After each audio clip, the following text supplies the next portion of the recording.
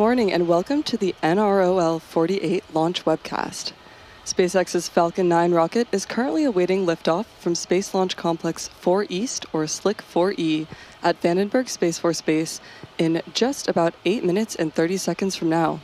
Although it is a foggy day at Vandenberg, weather conditions continue to look good for an on-time liftoff. Hello everyone, my name is Amanda Yares, and I'm a ground systems engineer here at SpaceX. This mission carries a national security payload designed, built, and operated by the National Reconnaissance Office, or NRO. Both the range and vehicle are currently green, and we are on track for an on-time liftoff at 10:38 a.m. Pacific Time. If for any reason we are unable to launch today, a backup opportunity is available tomorrow starting at 10:10 a.m. Pacific Time. It's worth mentioning that we will not be showing any Stage 2 or deployment views this morning at the request of our customer. So with that, let's meet our Falcon 9 rocket on the pad at Vandenberg. Falcon 9 recently completed its 500th mission overall and has already completed more than 100 missions this year. Standing at 229 feet tall, our two-stage workhorse produces more than 1.7 million pounds of thrust. And rockets like Falcon 9 don't use all that power just to go straight up. Early in flight, Falcon 9 performs a gravity turn, which is a smooth pitch maneuver that tilts the rocket sideways to build up horizontal velocity. You may hear this called out about 10 seconds into launch as the vehicle pitching downrange. Once the first stage completes its portion of the mission, it will shut down and separate. A staged rocket like Falcon 9 sheds the booster, so Stage 2 and the payload can keep climbing faster and more efficiently. Engine chill. Now, after stage separation, today's booster will land back at Vandenberg Space Force Base at Landing Zone 4 West. This particular booster will be returning to Earth for its 18th time. The second stage will take over from there, powered by a single Merlin vacuum engine, or the MVAC for short.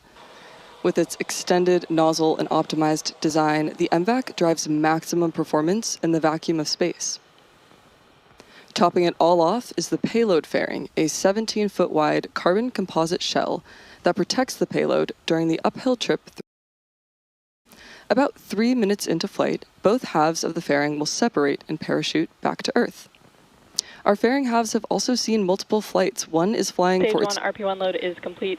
Oh, there we heard that. Stage 1 has completed RP1 load, and liquid oxygen loading is continuing on both stages at this time. Now, one half of the fairing is flying for its 28th time today, and the other for its 27th. If recovery goes to plan, the fairings will be pulled from the ocean and prepped to fly again.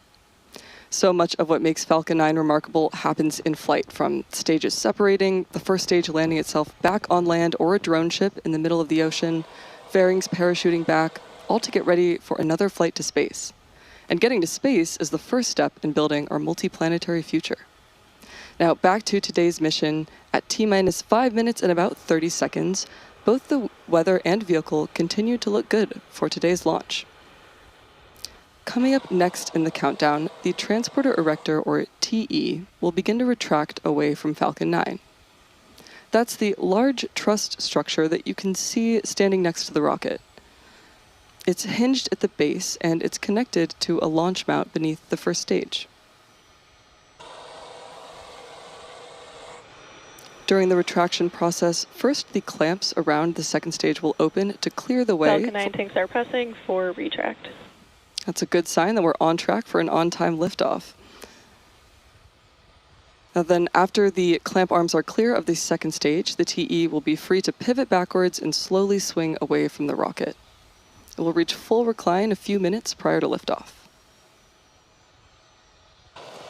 You may also hear our team call the TE the strongback, and that's the same structure, just a different name.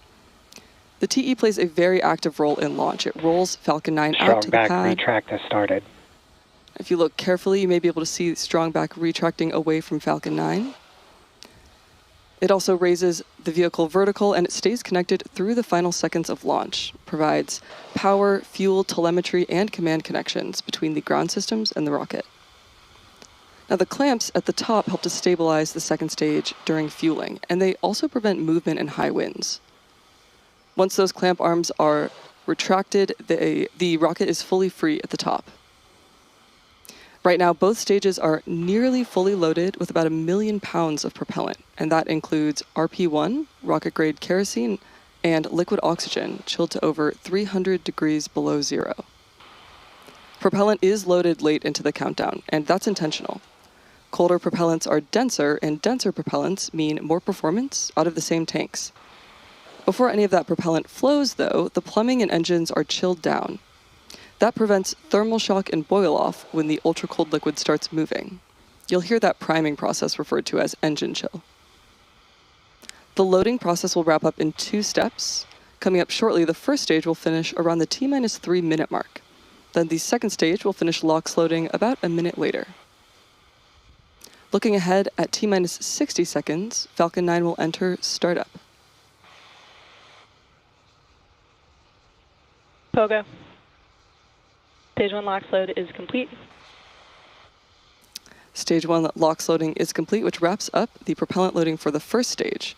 Now, after Falcon 9 has entered startup at the T-60 second mark, the rocket's onboard flight computers will take over the countdown. And from there on out, the countdown is fully autonomous. Just inside of T-2 seconds, the 9 Merlin 1D engines will ignite. And once they're at full power, Falcon 9 will lift off the pad and begin its climb to orbit. At just under T-2 minutes and 30 seconds, the payload remains healthy and the rocket is tracking no issues. With that, Falcon 9 is nearly fully fueled and heading into the final minutes before launch. The next major milestone that we're watching out for will be the completion of Stage 2 liquid oxygen loading, and that should be within the next 10 seconds.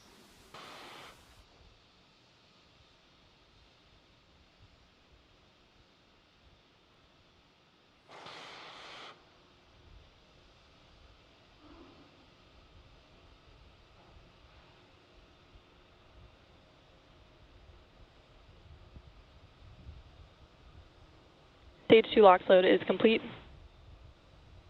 With that confirmation, Falcon 9 is now loaded with 1.1 million pounds of propellant across the first and second stages. And at this point, you've probably also noticed the white clouds venting from the rocket through the fog. Ground gas close out. That's condensation from venting the cold oxygen gas overboard to maintain nominal pressure on vehicle. Gas closeouts have started, which refers to the venting and shutting down of gaseous systems such as topping off the tanks and sealing vents to maintain pressure. At this point, we are standing by for confirmation that Falcon 9 is in startup at the T-1 minute mark.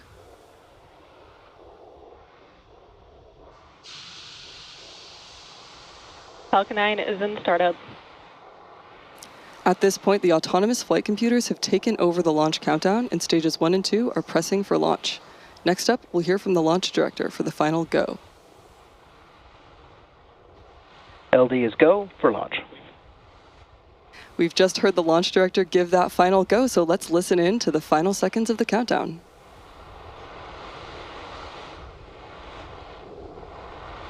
T-minus 30 seconds.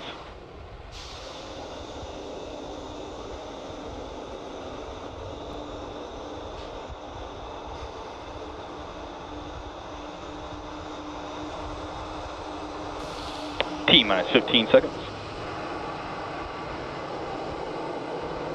T-minus 10, 9, 8, 7, 6, 5, 4, 3, 2, 1.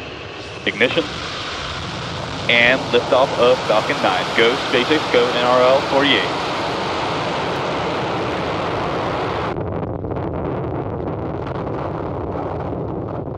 Vehicles pitching downrange. M1D chamber pressures are nominal.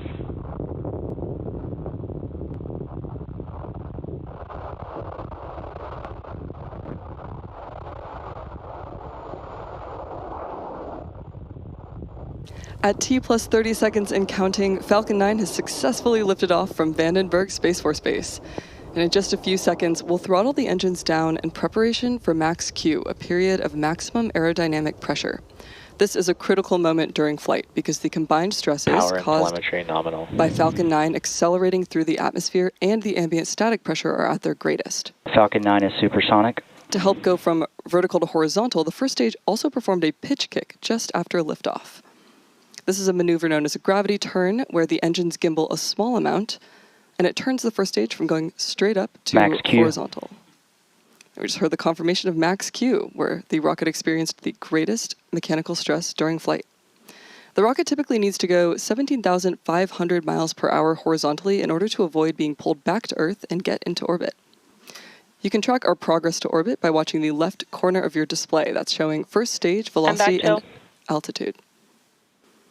Now, coming up, we have several events in quick succession. We should hear all these called out by mission control, starting with main engine cutoff, or MECO, then stage separation, stage 1 flip, second engine start 1, and boost back burn. Main engine cutoff is when we shut down all 9 M1D engines on the first stage. Stage separation is when the first and second stages of Falcon 9 decouple from one another. Stage 1 flip is when the booster uses its nitrogen gas thrusters to flip the booster's orientation around. Second engine start 1, we will light the MVAC engine on the second stage for the first time, and after that is boost back burn, where the engines will light to place stage 1 on a trajectory to the landing zone. So keep an eye out for those events happening back to back.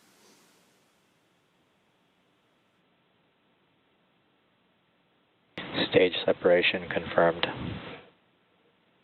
MECO.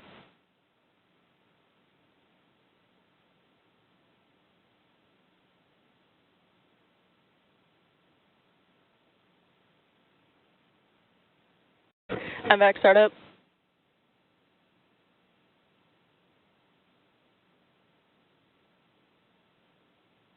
And there we had confirmation of MECO, stage separation, stage 1 flip, second engine start 1, and boost back burn. Coming up will be fairing separation just a few seconds from now. The fairing jettisons away from the second stage as it is no longer needed to protect the payload once we're in space. Fairing separation confirmed.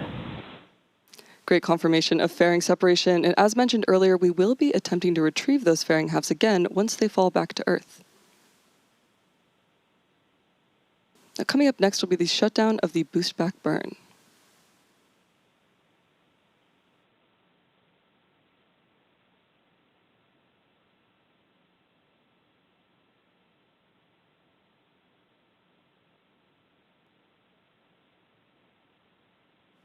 We are currently at T plus 3 minutes and about 30 seconds into today's mission, and the next major milestone is coming up at the T plus 6 minute mark, when you should see the first stage's entry burn on your screen. To start that entry burn, we will be lighting the 3 M1D engines on the first stage, starting with the center engine, known as E9, and followed shortly by the E1 and E5 engines. This is similar to pumping the brakes to slow the vehicle down as it passes back into Earth's atmosphere. We need to do this to slow down and reduce re-entry forces, which will help us recover and reuse the first stage. During the entry burn, Falcon 9 is decelerating by firing its Merlin engines, but the vehicle is still moving really fast. And this causes it to fly through Merlin's exhaust gases, also known as the rocket's plume, which deposits a layer of soot on the vehicle's surface. That's why our flight-proven vehicles look the way that they do. That soot comes from the carbon-based fuel that Falcon 9 uses, and with each flight, that layer of soot builds up a little bit more on the surface of the vehicle. Both vehicles are on a nominal trajectory. Now we are still more than 1 minute away from the beginning of the entry burn. On the left side of your screen, you can see the first stage decelerating and making its way back to Earth. At the request of our customer, we will not be displaying any views of Stage 2 for today. We do have some great views of the Falcon 9 first stage on its return journey, and it's not only using those Merlin engines, but also nitrogen gas thrusters and titanium grid fins for control. Reusability is key to lowering the cost of spaceflight, enabling more investments in critical space infrastructure. The Falcon 9 first stage supporting today's mission is performing this entry burn for its 18th time. And the payload fairings are also flight proven, with one half flying for its 28th time and the other for its 27th.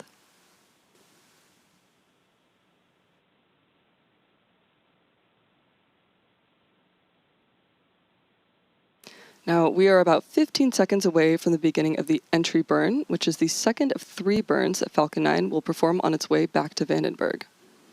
You'll see the engine graphics light up as the engines themselves do on the bottom of your screen.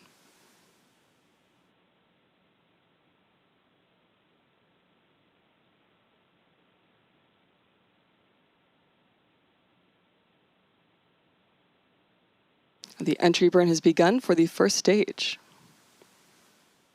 This will last about 15 seconds, and again, we're slowing the vehicle down in preparation for its final burn and landing.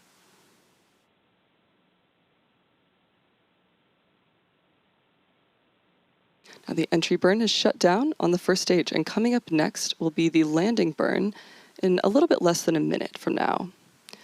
The Merlin engines on the Falcon first stage are optimized for sea level, and they each achieve around 190,000 pounds of thrust each during ascent and descent. At liftoff, Falcon 9's first stage has thrust greater than 5 747 airplanes at full power. In comparison, the single MVAC engine... Stage 1 FTS has saved. The single MVAC engine on the second stage has a much wider nozzle than the M1D sea level engines, and it's optimized to operate in space, producing 225,000 pounds of thrust in vacuum.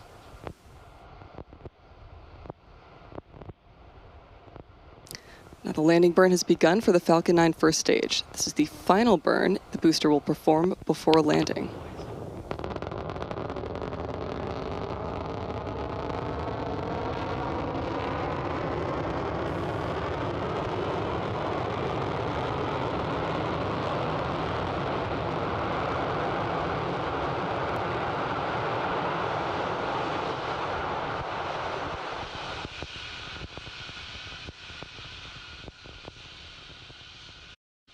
Another successful landing of our Falcon 9 rocket. This was the 18th, Stage 2 is in terminal guidance.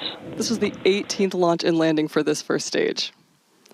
Now, as a reminder, we will not be showing any Stage 2 or deployment views at the request of our customer. So with that landing of the Falcon booster, we will be bringing our webcast to a close. We'd like to thank the NRO for entrusting us with today's mission, and we'd also like to thank the Range and FAA for their support. If you're interested in more launch coverage, head over to spacex.com/launches for the most up-to-date information. And when you're there, check out our new departure board featuring our upcoming launches with details such as mission name, launch, and landing site, and liftoff time. And remember to follow @SpaceX on X.